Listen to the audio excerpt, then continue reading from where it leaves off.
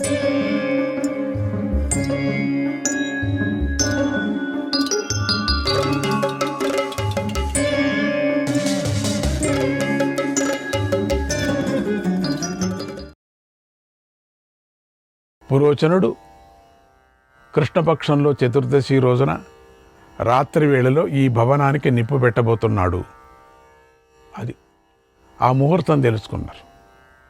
దుర్బుద్ధి గల దుర్యోధనుడు మిమ్మల్ని తల్లితో సహా మంటలకు ఆహుతి చేయాలని చూస్తున్నాడు. ఓ ధర్మరాజా, విదురుల వారి రహస్య భాషలో నీకు కొన్ని విషయాలు చెప్పారట. అప్పుడు నువ్వు నిజమే అని చెప్పావట. నా విషయంలో నీకు నమ్మకం కలగటం కోసమే ఈ విషయాన్ని నీకు చెప్పాను అన్నాడు. నేనెవరు అని చెప్పటానికోసం ఆ రోజు నీకు విదురుల వారు నువ్వు వెళ్ళే సమయంలో మీరు ఒక రహస్య భాషలో ఒక కథ చెప్పారట. ఆ కథ ఎవరికీ తెలియదు, మీకు మాత్రమే తెలుసు. అది నేనెందుకు చెప్తున్నానంటే, నాకు విదురుల వారు ఆ కథ నేను చెప్పానని చెప్పారు కాబట్టి నా మీద మీకు నమ్మకం పడుతుంది. కొన్ని గుర్తులు చెప్తాం కదా, అట్లా పూర్వకాలంలో గుర్తులు చెప్పేవారు. తొడ మీద మచ్చ ఉంది, వెనక మీద మచ్చ ఉంది, అవంతా గుర్తులు. ఆ మాటలు విని ధర్మరాజు ఆ కణికుడితో, ఆ కణికుడితో ఇలా అన్నాడు, ఓ సౌమ్య, నేను నిన్ను నమ్ముతున్నాను. నువ్వు విదురుడికి మిత్రుడువు, నిర్మలమైన వాడువు, విశ్వాసపాత్రుడువు, ఇష్టమైన వాడువు. నీకెల్లప్పుడూ విదురుడు పట్ల నిశ్చలమైనటువంటి భక్తి ఉంది, నాకు తెలుసు, నేను చూశాను. మాకు చేయవలసిన ఉపకారం గురించి విదురుల వారికి తెలుసు కూడా. నువ్వు విదురుడికి ఎంత ఆత్మీయుడివో మాకు అంతే ఆత్మీయుడివు కదా. మాకు నువ్వు విదురుడు వేరే కాదు, నువ్వు కూడా ఆయన వంటి వాడివని మేము భావిస్తున్నామని ఆయన బుజ్జగించాడు. అలాగే మేము విదురుడికి ఎలాంటి వారమో నీకు కూడా అలాంటి వారమే అని తెలుసుకో. విదురుడు మమ్మల్ని రక్షిస్తున్నట్టుగానే నువ్వు మమ్మల్ని రక్షించు. దుర్యోధనుడి ఆజ్ఞ మేరకు ఈ పురోచనుడు మమ్మల్ని చంపటానికై ఈ అగ్ని గృహాన్ని నిర్మించాడు. దుర్మతి అయినటువంటి ఈ దుర్యోధనుడికి ఎంతోమంది సహాయకులు ఉన్నారు, చాలామంది ఉన్నారు, ధనబలం ఉంది. పాపాత్ముడు మమ్మల్ని ఎల్లప్పుడూ బాధిస్తూనే ఉన్నాడు. మేము ఇక్కడ కాలిపోతే దుర్యోధనుడికి కోరిక తీరుతుంది, అంతే. మమ్మల్ని చంపాలంతే, వాడికి ఇంకేమీ లేదు. కనుక అతడి కోరిక తీరకూడదు కనుక ఈ అగ్ని బాధ నుండి మమ్మల్ని తప్పించు. ఆయన మమ్మల్ని చంపి కోరిక తీర్చుకుంటాడు, మేము చావకూడదు, ఆయన కోరిక తీరకూడదు, అంతే. మాది విరుగుడు, అంతే. అంటే యుద్ధం ప్రారంభమైనట్టే లెక్క ఇది. ఆ రోజు ప్రదర్శనానికి చిన్నపిల్లలు ప్రదర్శనం, ఎవరెవరి విల్లు విద్య ఎంత ఉందో అని చెప్పి ఆ రోజు ప్రదర్శన చేశారే, ఆ రోజే ముహూర్తం, ఆ రోజే ప్రారంభమైపోయింది. ఎప్పుడు భీముణ్ణి కట్టేసి ఆ నీటిలో యమునలో పాడేశారే, విషప్రాసనం చేశారే, ఆ రోజే యుద్ధం ప్రారంభమైంది. ఈ ఇల్లు ఆ పాపాత్ముడి ఆయుధాగారం వంటిది. దీన్ని కనుక నిప్పు అంటుకుంటే పునాది నుండి ప్రాకారం వరకు ఆర్పలేము. అంటే పునాది నుంచి లెక్క పెట్టుకొని వచ్చారు. అంతగా కాలిపోయే వస్తువుల్లో ఇది పూర్తిగా కట్టబడి ఉంది. కింద నుంచి కూడా లెక్క పెట్టి భవనం పైన ఎత్తు వరకు కట్టారు. అంత నేతి నూనెతోనే కట్టారు, మొత్తం నీళ్లు కలపలేదు. ఇటుకల్లాగా ఉన్నట్టు కూడా కనపడుతున్నాయి, అంతేగాని ఇటుకలు కాదవి. అవన్నీ లక్కతో చేసినటువంటివి. వాళ్ళు కలిపినటువంటిది, ఈ లక్కను కలిపింది ఎక్కడా నీరు అంటించలేదు వాళ్ళు, అంత నూనె. కింద పునాది కూడా, అక్కడ కూడా రాళ్ళు లేవు, మొత్తం ఇదే పెట్టారు. రాళ్ళు ఉంటే అంతవరకు తట్టుకుంటుంది కదా. పునాది వరకు కాలిపోయేటట్టు చేశారు. అందుకని మనం సొరంగ మార్గం తీయాలంటే పునాది నుంచి కిందికి వెళ్ళాలి. మనం పునాది వరకు మాత్రం వెళితే మళ్ళీ కాలిపోతాం. పునాది లోపలికి వెళ్ళి అక్కడి నుంచి మనం సొరంగంలో మంచి భవనం కట్టాలి లోపల.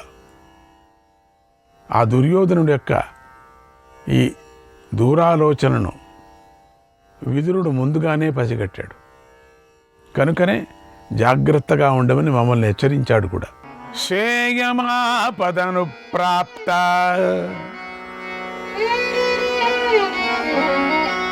క్షత్తాయాం దృష్టవాన్ పురా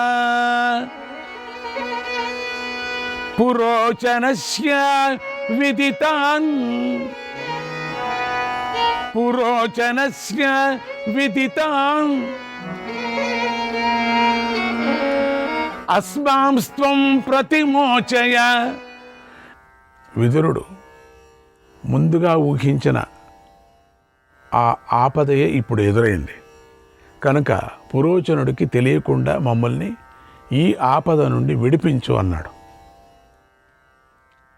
కనకుడు మీకు ఆపద వాటిల్లకుండా చూస్తాను అని ఆ ప్రాంతాన్ని పరిశుభ్రం చేయసాగాడు. అన్నీ చూశాడు. ఆ నెపంతో ప్రయత్నాన్ని ప్రారంభించి గొప్ప సొరంగాన్ని నిర్మించాడు. చాలా నేర్పరి. లక్క ఇంటి మధ్యలో మరీ పెద్దది కాకుండా నిర్మించాడు. దానికి ద్వారం పెట్టాడు. అది ఎవరికీ తెలియని విధంగా పెట్టాడు ద్వారం. ఆ ద్వారం ఎక్కడుందో ఎవరికీ తెలీదు. ఇప్పుడు పురోచనుడు వచ్చి చూసినప్పటికి కూడా ఆ ద్వారం ఎక్కడుందో ఎవరికీ తెలియదు. అసలు పాండవులకే తెలియదు ఆ ద్వారం. అటువంటి ద్వారం పెట్టాడు. అంత నేర్పరి. ఏ గోడలో పెట్టాడో తెలీదు. భూమితో సమానంగా ఉంటుంది. ఆ విధంగా కనకుడు సొరంగం ఏర్పాటు చేశాడు. మంచి సొరంగం ఏర్పాటు చేశాడు. దుర్మార్గుడైన పురోచనుడు పాండవుల విషయాలు తెలుసుకోవాలని ఎప్పుడు ఇంటి గుమ్మం వద్దే తిరుగుతూ ఉండేవాడు. వాడు చూడండి వదిలేవాడే కాదు. వాళ్ళు ఏం మాట్లాడుకుంటారో దానికి ఎట్లా పెట్టించాడంటే లోపల ఏం మాట్లాడుకున్నా కూడా బయట తట్టు మన సీసీటీవీలు వేస్తామే ఆ విధమైనటువంటి ఒక కుతంత్రాన్ని, అంటే గోడలో ఆ చెవు పెడితే ఏ రూములో మాట్లాడింది బయట తట్టు వినపడేటట్టుగా చేసుకున్నాడు. అంటే చెవు పెడితే. వాడు చూడండి ఎంత దుర్మార్గుడు. వాళ్ళు నిద్రపోతున్నారా లేదా అని తెలుసుకోవటానికి కూడా అదే చేశాడు. అందుకని ఇక్కడ ఏం మాట్లాడటం కష్టమే, దగ్గటం కష్టమే, ఏడ్చటం కష్టమే, అన్నీ నవ్వటం కష్టమే. అంత నేర్పరిగా చేశాడు ఈ కణికుడు. అతడున్నాడని పాండవులు సొరంగం యొక్క ద్వారం మూసి ఉంచారు కూడా. రాత్రి వేళలో మాత్రం ఆయుధాలు పట్టుకొని మెలకువతో ఉన్నారు వీళ్ళు. అట్లా చూస్తున్నారు. ఆ సొరంగ మార్గం అటువంటి మార్గం చేశారు. పగలు మాత్రం వేటాడుతూ ఒక అడవి నుండి మరో అడవికి వెళుతూ ఉన్నారు. అడవి లోపల వచ్చేది ఎట్లా అని కూడా అది సొరంగ మార్గంలో ఏర్పాటు చేసుకున్నారు. అడవి నుంచి బయట వచ్చిన తర్వాత ఎక్కడెక్కడ వెళ్ళాలా అని పగలు పూట అన్నీ చూసుకున్నారు వీళ్ళు. చాలా బుద్ధివంతులు. దుర్యోధన కన్నా బుద్ధివంతులు. ధర్మరాజు సామాన్యుడు కాదు కదా వీళ్ళు. పంచ పాండవులు, పంచభూతాలు. అక్కడి నుంచి ఎట్లా వెళ్ళాలా కూడా చూసుకున్నారు.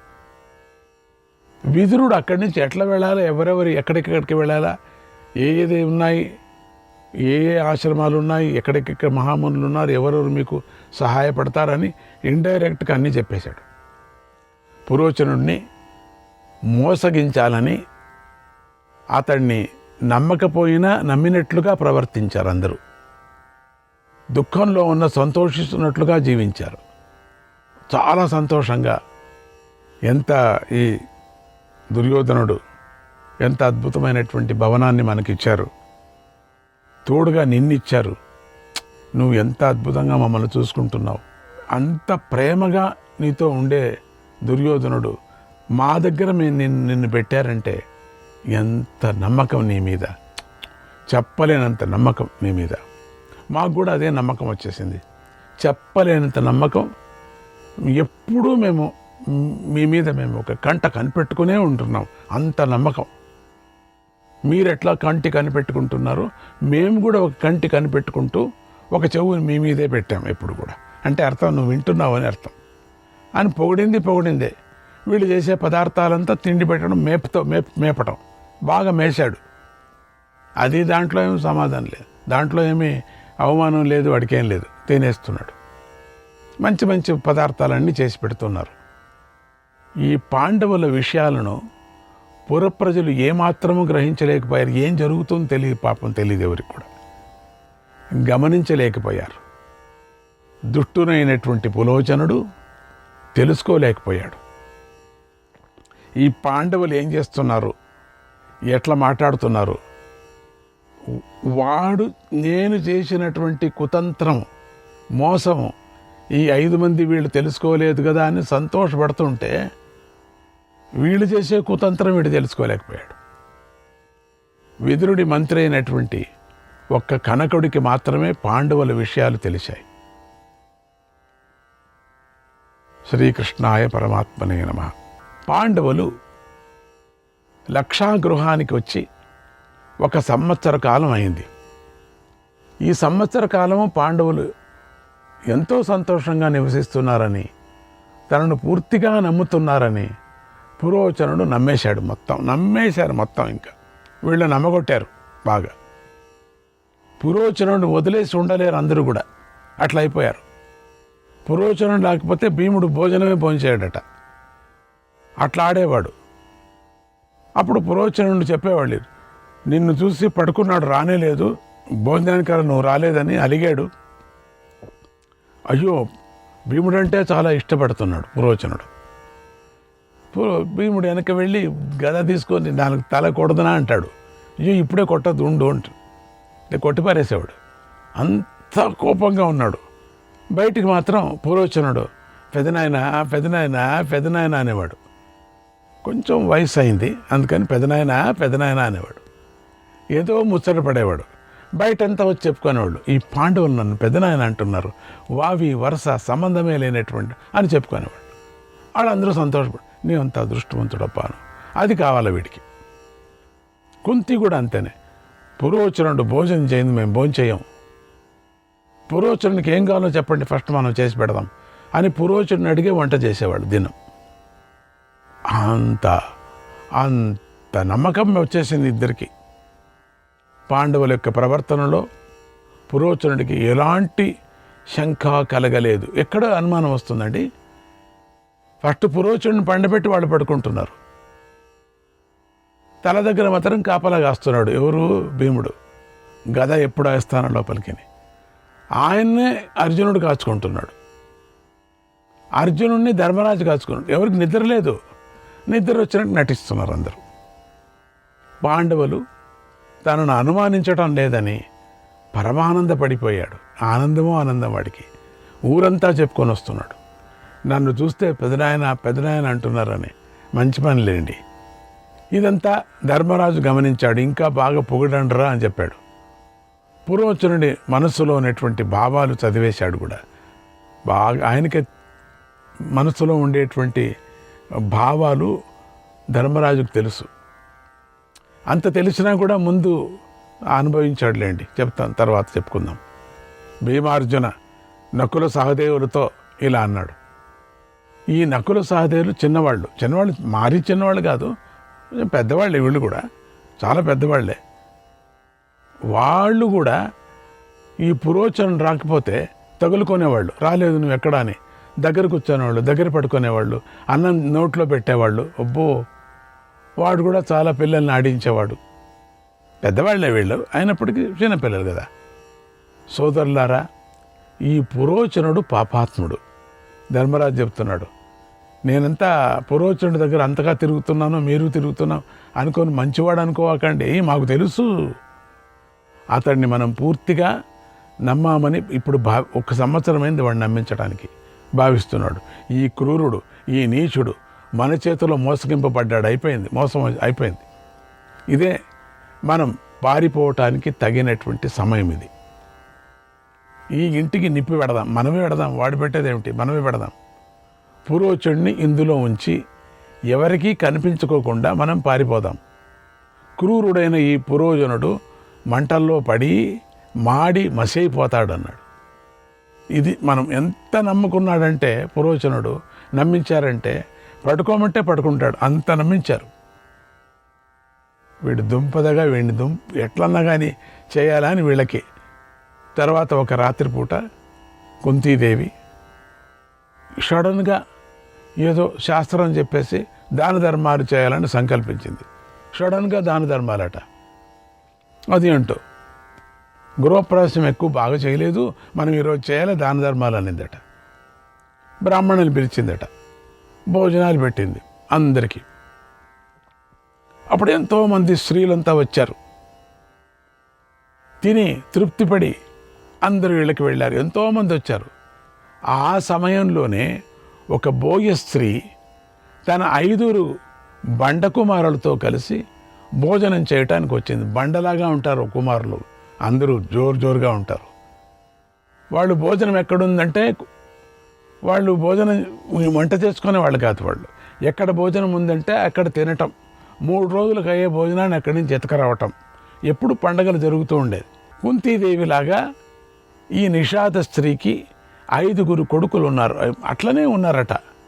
అయితే వీరు మాత్రం నేను చెప్పాను కదా పాపాత్ములట. వీళ్ళు ఏ రోజు చచ్చుతారో సాగుతారో చచ్చిపోతారో అని అందరికీ ఆ ఊరు వాళ్ళకంతా ఉండేదట. కుంతీదేవిని పాండవులను నిత్యము గమనిస్తూ ఉండేవారు ఈ 5 మంది. కుంతీదేవిని పాండవుల్ని వీళ్ళెప్పుడు చూస్తూనే ఉండేవాళ్ళు. ఏమిటిది కథ అని పాండవుల సమాచారాన్ని ఎల్లప్పుడూ పురోచనుడికి దుర్యోధనుడికి చేరవేస్తూ ఉండేవారు. ఈ బండవాలాగా ఉన్నారు అనుకున్నాం కదా, ఈ బండలాగా కాదు, వీళ్ళు బండ తెచ్చిపేసేవాళ్ళు. ఇది వీళ్ళిద్దరికీ, వీళ్ళ పురోచనుడికి అట దుర్యోధనుడికి వీళ్ళు ఎట్లా తిరుగుతున్నారు ఏమిటి అన్నీ చెప్పేవాళ్ళు. దాన్ని భీముడు గమనించాడు.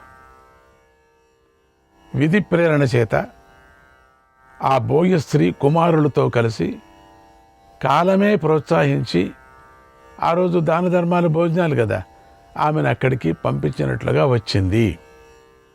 అది ఎవరూ పంపించలేదు, యమధర్మరాయే పంపించాడు. వెళ్ళు భోజనానికి, నీకు అవుతుంది వెళ్ళు. అక్కడ తన కుమారులతో కలిసి అతిగా భోంచేశారు, బాగా తిన్నారు. ఈవిడ కూడా బోయస్త్రీ కూడా బాగా తినింది. బాగా తిని ఫ్రీగా దొరుకుతుందని చెప్పేసి కళ్ళుని తాగింది. బాగా తాగారు.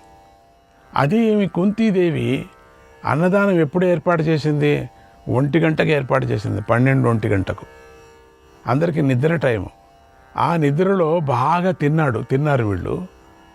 తినిన తర్వాత ఫ్రీ బాటిల్స్ సప్లై, ఆ బాటిల్స్ అంతా ఇచ్చారు, ఫ్రీ బాటిల్స్. తాగారు చూడండి, తెప్ప తాగుతారని చెప్తారే, నూనె తాగారండి. దానితో వారికి బాగా మత్తెక్కిపోయింది. అసలు ఎక్కడ ఒళ్ళు పెద్ద ఒళ్ళు వీళ్ళది.